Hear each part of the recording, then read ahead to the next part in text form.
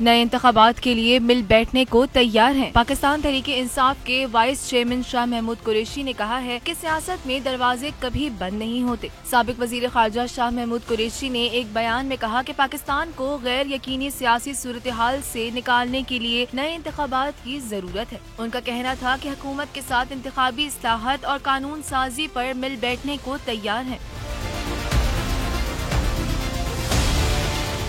PTI रहनुमा ने कहा कि एक कौमी एजेंडे के तहत मुल्क को बहरान से निकालने के लिए तैयार है। हमारा आज भी वही मुतालबा है कि फिलफूल इलेक्शन का ऐलान किया जाए। शाह महमूद कुरैशी का कहना था कि 11 सितंबर को होने वाले मुल्तान का ज़िमनी इंतखाब 2 अफराद का नहीं 2 नजरियों का है। उन्होंने उम्मीद जाहिर करते हुए कहा कि ज़िमनी इंतखाब में इस बार भी अवाम चोरों के टोले को मुस्तरद कर देंगे।